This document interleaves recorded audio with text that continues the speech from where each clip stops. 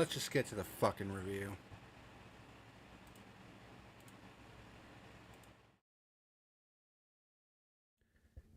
This video is sponsored by Dubby Jitterless Energy Blend and by Reaper Apparel Company. Stay tuned till after the video to learn how you can save 10% off of your order.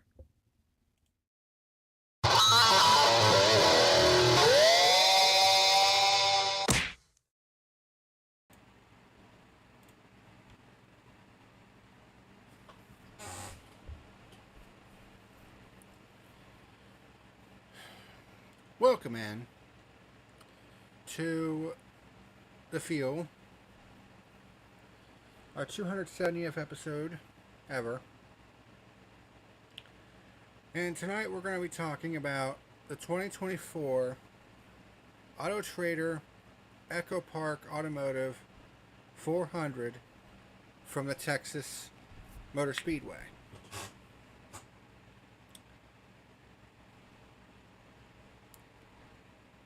And you notice the title of the episode, We've Hit Rock Bottom. Because this race was everything I thought it was going to be. Because Texas Motor Speedway is a fucking dumpster fire.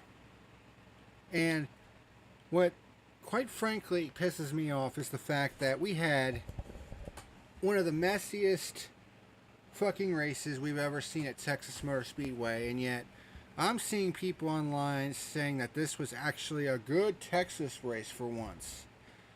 I'm just going to go ahead and say it, and I really don't give a shit who I offend at this point. If you legitimately thought this was a good race, then quite frankly, you need to have your fucking head examined.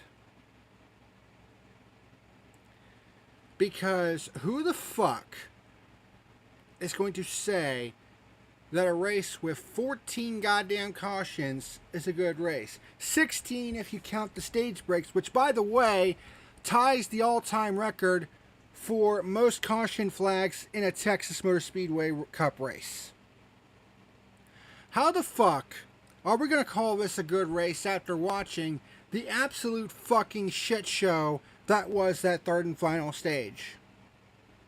How the fuck are we going to call this a good race when you can't even run side by side without fucking spinning out and wrecking from battling for the lead? We saw that on not one, not two, but 3 fucking occasions.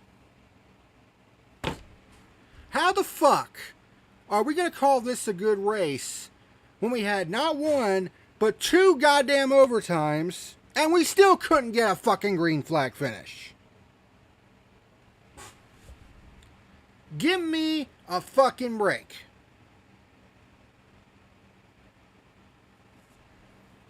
The Xfinity Series is the only good thing about NASCAR right now.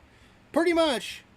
I mean, when Xfinity can pull off a better fucking race than the Cup Series on a consistent basis, you have got a fucking problem.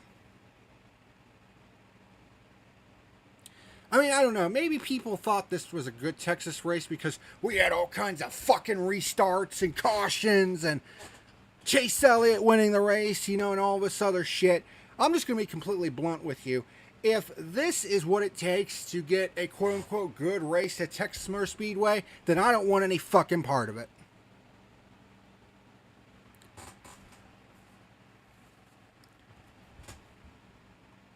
Then what's the fucking point? Because all NASCAR is going to do is cater to all them fucking idiots that prefer to watch demolition derbies than actual fucking racing. Here's a newsflash for you. I don't watch fucking NASCAR for the goddamn crashes. Okay, if I wanted to do that, I'd go to a fucking demo derby. I mean, I don't know how many fucking times I've said that over the years, but it bears repeating.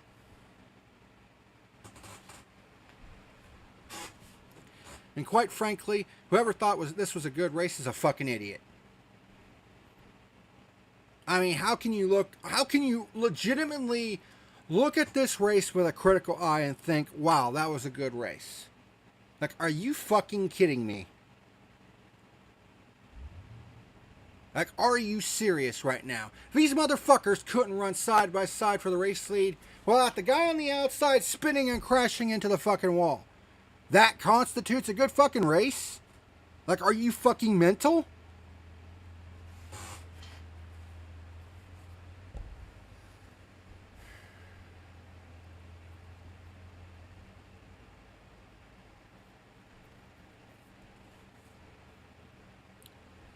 Like, I hate this fucking company right now. I hate everything about this fucking company at this moment in time. Because after we got off to one of the best starts that this company has seen in recent years, with literally 5 out of the first 6 races getting an above average rating, 2 of which got a fucking 9 out of me. Ever since that fucking bullshit caution at Richmond, which they threw for Kyle Busch's supposed wreck, this company has gone off a fucking cliff when it comes to the quality of the racing in the Cup Series. Ever since that moment, the Cup Series has been absolute fucking dog shit. 3 fucking weeks in a row, we have had shit tier races.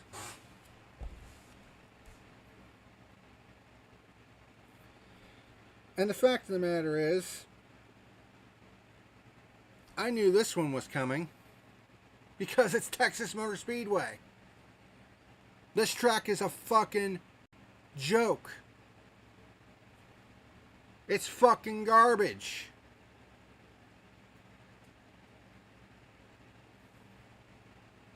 You know? And I just...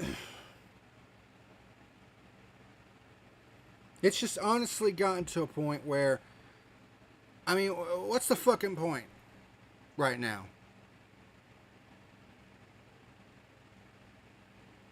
I mean, I want, God, and here's the thing. I knew that this race was going to be shit, but I didn't want to come into this race with a negative attitude. I was like, I know that this track is shit. And I know we're probably going to see a shit tier race, but at the very least, I just wanted to fucking... I wanted to see a halfway decent fucking race, alright? That's all I wanted. Without all the fucking dumb shit, you know, I just wanted a fucking halfway decent race that didn't call me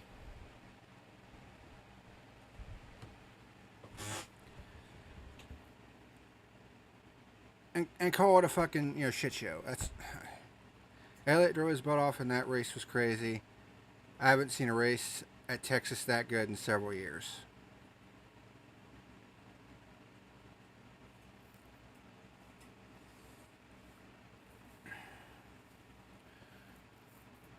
Well, I'll half agree with you on that statement. Elliott did drive his ass off. I mean, he was one of the most aggressive guys on the track. And when you haven't won in a year and a half, I mean, it motivates you a lot more. But to say that this race was good, like, come on. Give me a break. This race was shit. Okay? Like I said, I'm not calling a race that has 14 goddamn caution flags a good race. And even when the race was green, it was a fucking bore fest. Literally nothing of note happened. Lots of single file racing. I mean, I don't know. NASCAR probably thinks this was a good race, which is disappointing. That's what I'm saying, because there was a shit ton of restarts, you know, and here's the problem with that. All these fucking restarts, it's going to skew the numbers. You know, I always keep saying that, you know, here's an example. Okay, this is the perfect example. We had 23 overall lead changes. Now, normally, a number like that would be good. Anything over 20 lead changes would be good.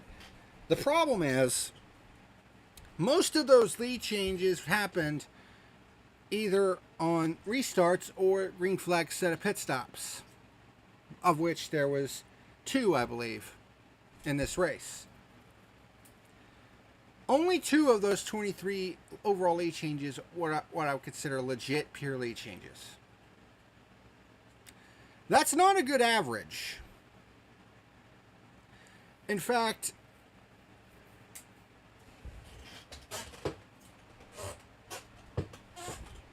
let me average that out. 2 divided by 23. That is 8%. 8% of the total lead changes today were what I would consider legitimate lead changes. And we didn't get the first one of those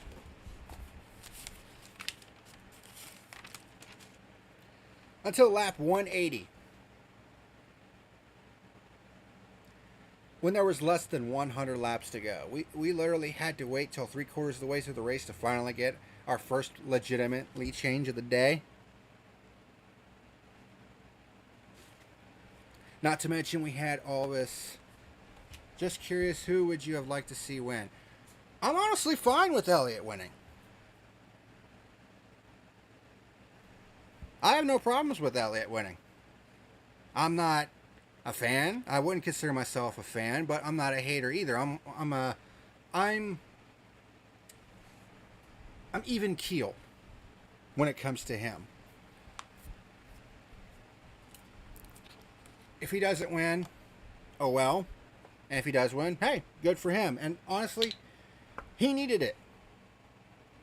He legitimately needed this win because it had been a year and a half since his last win at Talladega. And considering the fact that he hadn't even had a top 5 finish at all in a next-gen car on a 1.5 mile track, which is hard to believe,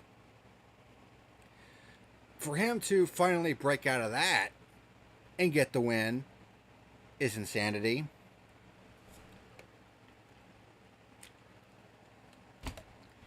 And on top of that, he was sponsored by Hooters. And this was literally... So I'm going to take this off for a second. This was the first time that a Hooters car has been to victory lane in the Cup Series since Alan Kulwicki at Bristol in 1992, the year he won the championship. Can you believe that? I sure can't. But he got to victory lane in that car, and he said he wanted to do the Polish victory lap to honor Kulwicki's memory. And to me, that was the best part of the race. In fact, I would say it was the only good part of the race for me. Because when you have 14, even when you take the stage breaks out of the equation, when you have 14 goddamn caution flags in a 400-mile race, I can't even imagine how many fucking cautions would have been if this was still a 500-mile race. Jesus Christ, we could have broken 20.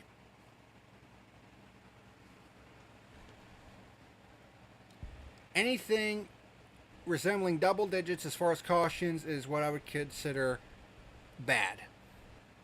Not to mention we had not 1 but 2 overtimes. We literally had, dating back to last year, before Richmond, we had 15 consecutive races in the Cup Series without an overtime.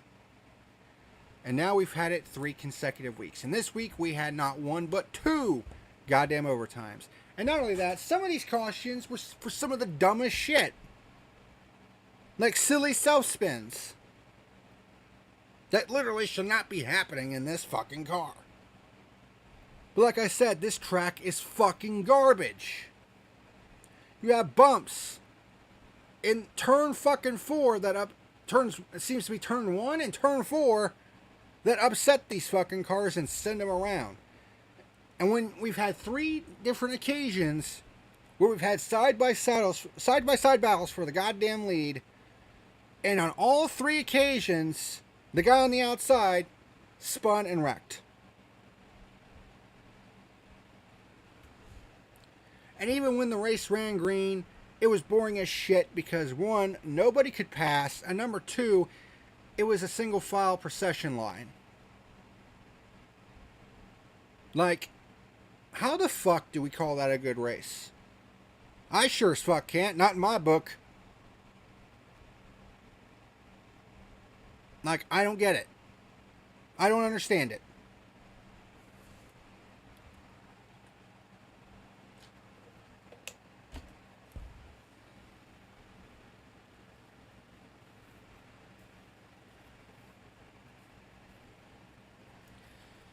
But literally, people are going to call this race a good race because we had so many restarts, you know, and the restarts are exciting.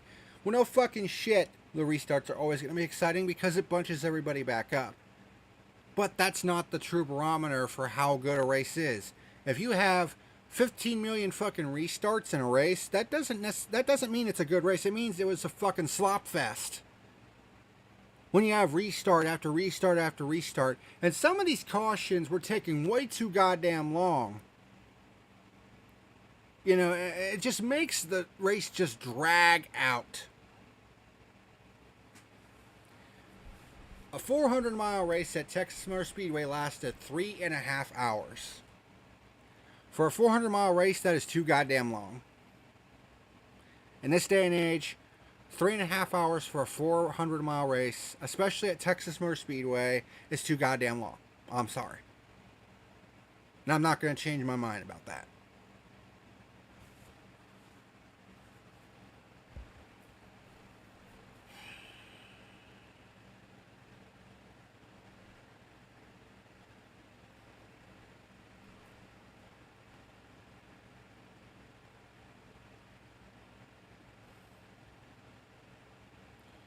But I'm just going to be completely honest. If what we saw today at Texas Motor Speedway is literally what constitutes a good race, then I don't even want any part of this fucking series anymore. I don't want to cover this shit anymore. Because it's pretty clear that people prefer fucking demolition derbies to actual fucking racing. If I wanted a demolition derby, I'd go to a fucking local dirt track and watch one. I'm not going to waste 4 hours of my fucking life watching this bullshit on TV every fucking week.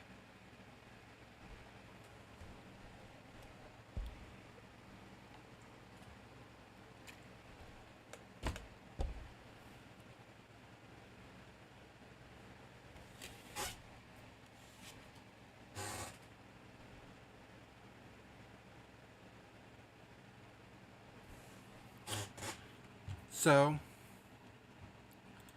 my final rating for this race is a 1. A 1 out of 10. I hated everything about this fucking race. Literally, the only good part was after it was over. Not even anything from the race itself. More seeing Elliott finally get back to victory lane. And him doing the Polish victory lap in honor of Alan Kowicki was literally the only positive part about this race. Otherwise, I would have just given this race a 0. I absolutely would have given it a 0 if Hamlin would have won. Because it's like, on top of watching a boring fucking shit show of a race, we have to see that fucker win again.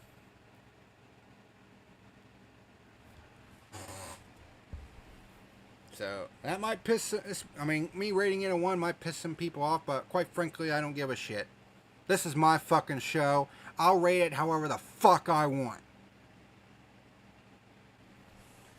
And if you don't like it, don't let the door hit you in the asshole on the way out. Because I'm not going to... I'm not going to bullshit you with how I feel. Because I tell it like it is. If I feel like a race was awesome, or mid-tier, or shit-tier, I'm going to tell you. And before anyone says, well, you probably just didn't watch the whole race. I watched all 267 laps of this fucking race. Okay? I take down fucking notes. Okay? Look at all these notes that I have from the fucking race. Alright? I take down notes after notes after notes. Pages of notes. So don't fucking tell me I don't pay attention to these races.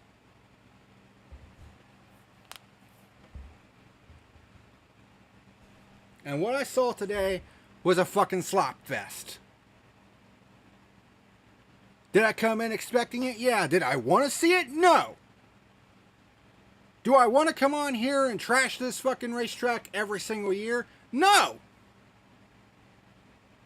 I want to actually come on here and have a conversation like Atlanta or Bristol, where I could talk about how excited I was to watch them fucking races.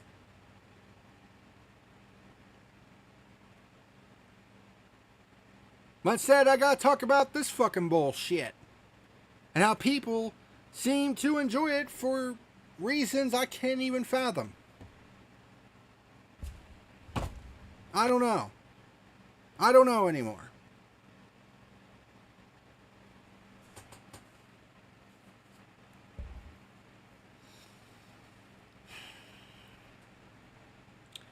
I'm just tired of being frustrated with this fucking series all the time. NASCAR likes to throw unnecessary cautions that creates drama.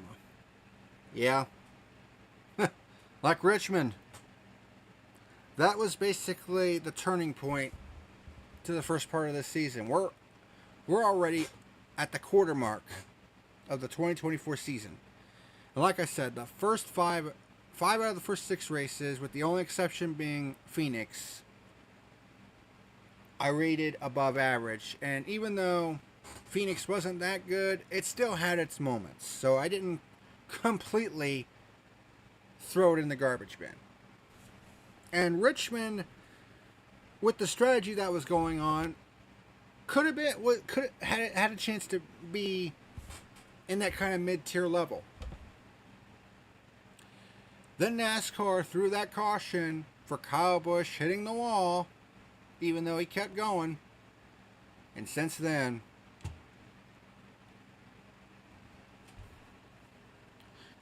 this company has just gone fucking downhill in terms of the race quality this season. The last 3 weeks, Richmond, Martinsville, and then tonight, complete fucking dumpster fires.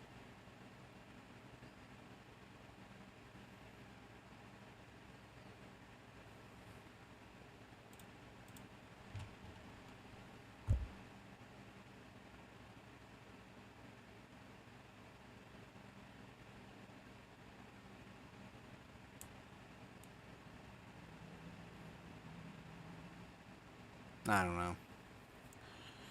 I said all I needed to say. NASCAR did the same thing in Phoenix in the Xfinity Series with Haley Deegan barely hitting the wall. They look for any excuse to bunch the field back up.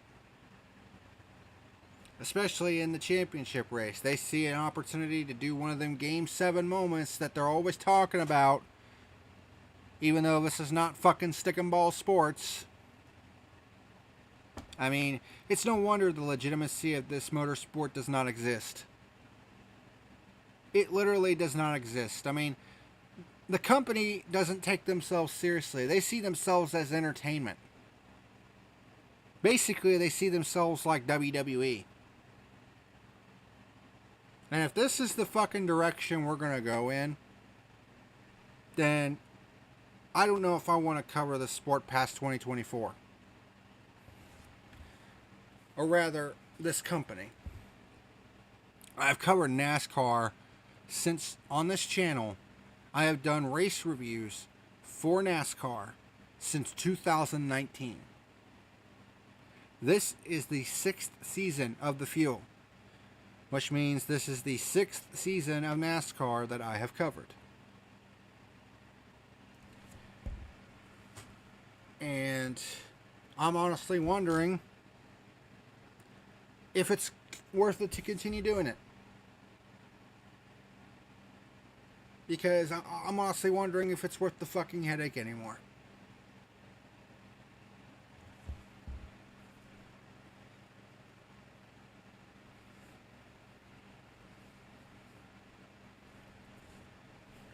Especially when fans consider races like this to be good races.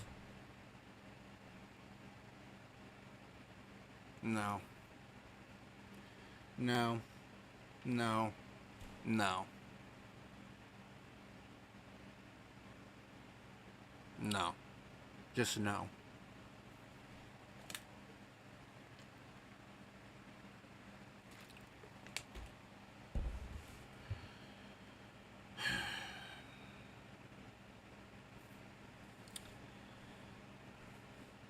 There is hope. Next week, though. Because next week is Talladega.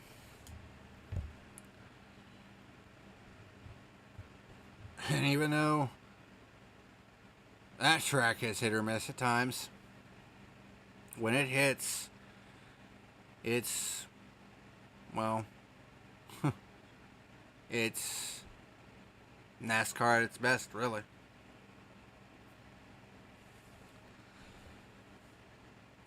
I don't know what we're going to see next week, but I am hoping and praying to God it is a lot more enjoyable than this race was tonight.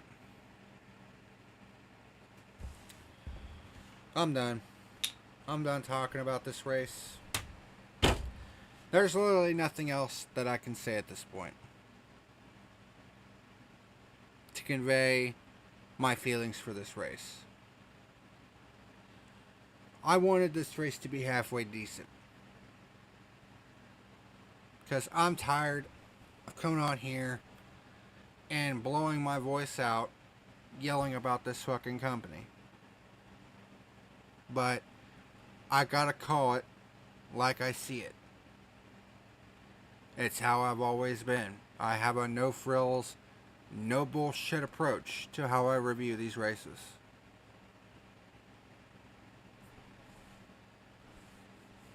So that's just how I feel.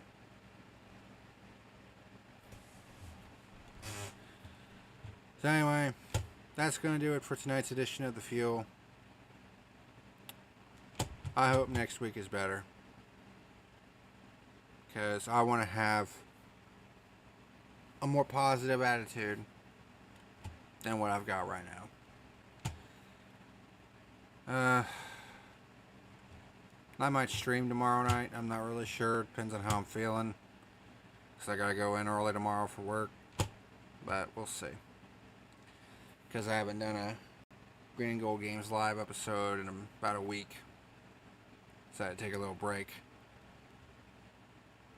But we'll see. But that's going to do it for this edition of The Fuel.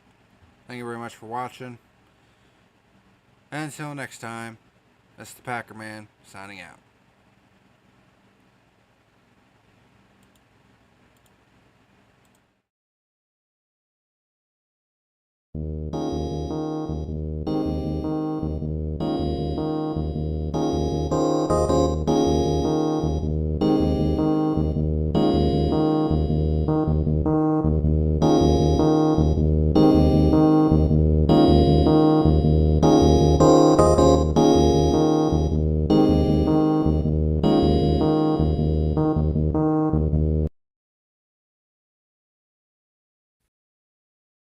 Hey germs, this is the PackerMan letting you know that tonight's video was sponsored by W Jitterless Energy Blend and Reaper Apparel Company. Special shout out to both of them for sponsoring my YouTube channel. W Energy is a jitterless energy blend that contains coffee fruit extract and was designed to give gamers a boost of energy without all the downsides of regular energy drinks like crashes and harmful ingredients. And there are several different great flavors that you can try, such as Dragonade, Push and Punch, Galaxy Grenade, Beach and Peach, Watermelonada, and the limited edition Palm Blom flavor. And don't forget to get you a plastic shaker while you're at it. If you're interested in giving W Energy a shot, there's an affiliate link down in the description box below. In addition to Debbie Energy, this video has also been brought to you by Reaper Apparel Company. By clicking on the affiliate link down below in the description box, you'll be able to browse through many of their different wares, such as hats, t-shirts, hoodies, and other cool items. And that's not the only thing. When you place an order and you go to checkout, be sure to type in the code PackerMan and you'll be able to save 10% off of your order. And it would also help me out as well if you use the affiliate link, so thank you if you do. And also, special thanks to both Debbie and Reaper Apparel for sponsoring my channel.